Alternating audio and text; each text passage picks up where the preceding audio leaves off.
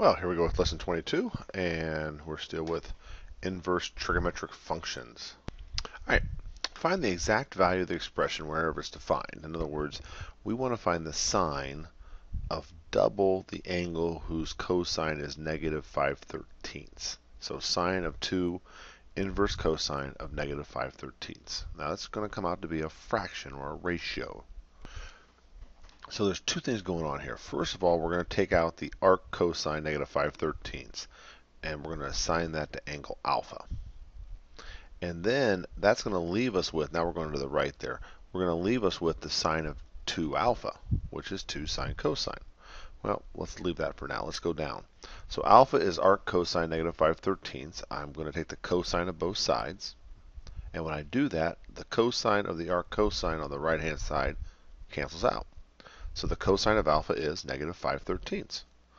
That's enough information to build the triangle. Inverse cosine is only defined in quadrants 1 and 2. Since negative 5/13 is negative, this is a quadrant 2 angle. So we did all this work just to build the triangle up in quadrant 2. We only had two choices. It was a negative cosine, so we ended up building the triangle up. Cosine is negative 5/13. That leaves us to 12. And now that we have the triangle built, we can solve this problem. So sine of 2 alpha is 2 sine alpha cosine alpha, and I just grabbed the sine and cosine off the triangle. The sine of alpha is 12/13, the cosine is negative 5/13, and so sine of 2 alpha is negative 120 over 169. So that gives us our answer. The sine of 2 times the arc cosine of negative 5/13 is negative 120 over 169. We did it. Let's do some more examples. So here's cosine of 2 inverse sine of 4/5. We're going to do the same thing we did before. We're going to assign alpha equal to inverse sine of 4/5. That's going to leave us with cosine 2 alpha. We're going to build up the triangle. We're going to use the double angle formula. A little glimpse of what your next slide is going to look like. As promised, alpha is the inverse sine of 4/5. Take the sine of both sides. I'm not showing that line this time. The sine of alpha is 4/5. Inverse sine is only defined in quadrants 4 and quadrants 1. Negative 90 to positive 90, or negative pi over 2 to pi over 2. Since 4/5 is positive, this had to be a quadrant 1 angle. So I drew my alpha in quadrant 1. The sine is 4/5, which leaves me a 3 on the adjacent side. The cosine of 2 alpha is cosine squared minus sine alpha. We're ready to solve it. Cosine 2 alpha is cosine squared minus sine squared. From the triangle that we built, we see that our cosine is 3/5, and our sine is 4/5. So we square them and we subtract them, we get negative 7/25. So the cosine of 2 times the inverse sine of 4/5 is negative 7/25. Moving on. And here's the tangent of 2 times the inverse tangent of negative 9/40. Same deal. I'm going to assign alpha equal to inverse sine of negative 9/40. That's going to leave me with tangent 2 alpha. I'm going to use the double angle formula for tangent. I'm going to build the triangle up down there in quadrant 4, and let's get going. So alpha is equal to the inverse sine of negative 9/40, which leaves me with the tangent of 2 alpha, which is equal to 2 tangent alpha over 1 minus tangent squared alpha. So working down, I take the tangent of both sides, and I get the tangent of alpha is negative 9/40. Since tangent is only defined between negative pi over 2 and pi over 2, and since this was a negative 9/40, this is down in quadrant 4. So I show negative 9/40 opposite over, or rather y over x, and that leaves me with a 41 for my hypotenuse. And we're ready to solve it. So the tangent of 2 alpha is 2 tangent over 1 minus tangent squared. All we need is the tangent. The tangent is negative 9/40. So the reality was here we really didn't need to build this triangle up, because all we needed was tangent. Tangent was already given to us, but we did it anyway. So there's the math, folks. It's 2 times negative 9/40 comes out to be negative 9/20. On the bottom, it's 1 minus, and then you have to square that. So don't cancel those negatives out first. You can't do that. Square the negative 9/40, that becomes positive. Then you subtract. Then you multiply by the reciprocal after you do the subtraction, and we come up with negative 720 over 1,519. Wouldn't have come up with that one on our own. So the tangent of double the angle whose tangent is negative 9/40 is negative 720 over 1519. you know, that tangent of 2 alpha leads to a lot of work because you end up having that division problem on the bottom. These usually aren't too bad though, because if there is a radical involved in the tangent, it gets squared out on the bottom. You may still have it on top. So these aren't too bad. You just have to do some math and take your time and be careful. So now we're going to change this trigonometric expression into an algebraic expression, and we're going to do the same thing we just did on the previous 3 examples. The only difference is there are no numbers. It's x. Now notice in the instruction that x is greater than 0. So when we build up these triangles, it'll always be in quadrant 1, no matter what combinations of sine, cosine, or tangent that we have, because x will always be greater than 0. So this should look familiar. I assign alpha equal to the inverse sine of x. That leaves me with simply cosine alpha. Take the sine of both sides. The sine of alpha is x. Now I'm going to go ahead and write that as x over 1. So sine is opposite over hypotenuse, and notice it's in quadrant 1 because x is positive through the instructions. So that's x over 1, opposite over 1. Now I have to identify b, that adjacent side, in terms of x and 1. So I'm going to use Pythagorean theorem. So next up, I'm going to do Pythagorean theorem. So x squared plus b squared equals 1 squared. So b squared equals 1 minus x squared. So b equals square root of 1 minus x squared. And that's it. I wrote it twice, so you'll never, ever do it. You cannot simplify the square root of 1 minus x squared. It doesn't go out to be 1 minus x. It doesn't come out to be 1 plus x. You simply can't simplify the square root of 1 minus x squared, no matter how hard people try. So I wrote down the 2 different ways people try to do it. They're both wrong. B is the square root of 1 minus x squared, and there's nothing you can do to it. And so with that down there on the bottom, we are being asked to find the cosine of alpha. Well, the cosine of alpha would then be adjacent over hypotenuse, square root of 1 minus x squared over 1, which I'm simply going to write as the square root of 1 minus x squared. There you go. Now, what you've done here, or what I've done, or what we've done, is we have changed the trigonometric equation into an algebraic one. You can actually substitute in values for x on both sides of that equation, say like 0.2, just make one up, and you'll get the exact same result, no matter what variable you put in for x, provided it's between -1 and 1, and in both cases that's the restriction. You change the trigonometric expression into an algebraic one. And again, you could test to see if you're right by simply plugging in random values for x and see if it gets the same result on both sides of the equation. So to demonstrate that, let's plug in, say, 0.34 in for x and see if it works out. So I'm going to put 0.34 in on the left side and use my calculator. I'm going to put 0.34 in on the right side and use my calculator. And if you do that, you notice that you get 0.9404 both times. And again, I just picked 0.34 at random. But if I do the inverse sine and then the cosine of it, you see what we get, 0.9404. If I square it, subtract it from 1, take the square root of it, I get 0.9404. We have changed the trigonometric equation into an equivalent algebraic one. X has to be between -1 and 1 in both cases. There's a lot of things going on here.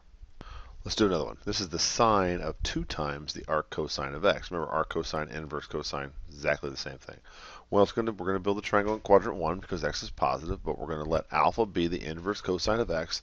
The difference here between this one and the last one is we are going to have sine of 2 alpha, so we're going to have to pull out that double angle formula for alpha for sine. So here we go. Alpha is equal to inverse sine of x, leaving us with the sine of 2 alpha. Take the cosine of both sides. The cosine of alpha is x over 1, so I put adjacent over hypotenuse, x over 1. Now we have to use Pythagorean theorem to find b, and once we have that, then we'll use the double angle formula for the sine of 2 alpha. So this part looks familiar from the previous example. X squared plus b squared equals 1 squared, so b squared equals 1 minus x squared, and well, look at that. B comes out to be the square root of 1 minus x squared. And again, I've shown that you can't simplify it. I can't stress that enough. It's because I see it all the time. B is the square root of 1 minus x squared, and I'm telling you, I swear to God, you can't do anything with that. So we have our triangle labeled now. So the sine of 2 alpha is 2 sine alpha cosine alpha. So from the triangle, the sine of alpha is opposite over hypotenuse, square root of 1 minus x squared over 1. The cosine is x over 1. And so the 1's kind of, let's not worry about the denominators anymore. And we end up with 2 square root 1 minus x squared times x. There you go. We have identified the algebraic equivalency to this trigonometric equation. And next up, let's plug some values in and see if we can get this to see if the left side and the right side will equal each other. So I picked another random value here for x, 0.67, and I plugged it in the left side. I took the inverse cosine of it, times it by 2, hit my sine key, and got 0.9948. And then I plugged it on the right side, and you got to plug it in twice, both for x and then for x squared on the inside there, and then work from right to left and do your math, and you get 0.9948. This shows that the sine of 2 inverse cosine x is exactly the same as 2x times the square root of 1 minus x squared. We've changed a trigonometric expression, into an algebraic one. All right, let's graph these functions, and I use the term function, meaning that they have to pass the vertical line test. So y equal inverse sine of x. Let's remember, you got to plug values in between -1 and 1. There's your domain, those are your x values, and your range, what comes out, will be between -pi/2 and pi/2. So there's your y values. This is a unique graph, as is cosine, inverse cosine, in that it fits inside of a rectangle, and you're not used to seeing graphs that do that. You're used to them going in both directions forever. So we go -1 to 1 on the x-axis, and we go from -pi/2 to pi/2 on the y-axis, and this is pretty much plug and chug. You put 1 in your calculator, hit inverse sine, it says pi/2. You put a half in, inverse sine, you get pi/6, 30 degrees. Put in 0, you get 0. Put in 0.5, you get -30, -pi/6. And you put in -1, and you get -pi/2. And that's it. This has a beginning and an end, and most of our graphs don't. That's the inverse sine curve. Well, let's try inverse cosine. Same deal as far as the domain, the x value. You're going to go from -1 to 1 along the x. But this will be a little different in that inverse cosine, the range, what comes back is always between 0 and pi. Inverse cosine is never negative. So this graph is going to be above the x-axis. So we do plug and chug again. I put 1 in, hit inverse cosine, it returns a 0. If I put in 0.5, it returns pi/3, 60 degrees. If I put 0 in, it returns pi/2. -0.5 or -1/2 returns 2 pi/3, and -1 returns pi. So that's the inverse cosine curve. And now for the odd man out, the y equal inverse tangent of x. Now remember, the tangent curve was very different than the sine and the cosine curves. So you would expect the inverse tangent curve to be very different as well. So if you remember back to your tangent curve, remember we had all those vertical asymptotes at -pi/2 and pi/2? Well, when we do the inverse function, we switch the x and y. That's what an inverse function is. And you'll see that those vertical asymptotes turned into horizontal asymptotes, -pi/2 and pi/2. And remember the s-curve and the tangent curve? This kind of looks like the s-curve on its side. That's exactly what happened. The main way you can get this is just plug and chug. You put 1 in for x, you hit inverse tangent, gives you pi/4, 0, 0, -1 gives you -pi/4. And so this graph is kind of unique in that it has no beginning and no end. It does go from -infinity to infinity along the x-axis. And it's really, if you think about it, it's that section of the tangent curve between -pi/2 and pi/2. And all we've done is switch the x and the y's. And so what was on the x is now on the y. What was on the y is now on the x. All right, that's the inverse tangent curve. All right, so what happens if we do the inverse cosine of 2x? Now this is going to hark you back to your time when we were graphing functions, trigonometric functions. So what's that 2 do? Well, it messes with the domain. And inside the parentheses does the exactly opposite of what you think it ought to do. So instead of widening this by a factor of 2, this is actually going to constrict the inverse cosine curve by a factor of 2 right to left. I'll show you what we mean. So instead of going from -1 to 1 on the x-axis, it goes from -0.5 to 0.5, -1/2 to 1/2. And you know this because some people thought maybe it doubled it, but if you put 2 in for x, or even put in 1 for x, you times it by 2, you can't take the inverse cosine of 2. So it actually constricts it. You can put -0.5 or 0.5 in, and you double it, you'll get 1. The inverse cosine of 1 or -1 is 0 or pi, depending on which one you're looking at. So you notice it still goes between 0 and pi along the y-axis. We haven't messed with that at all.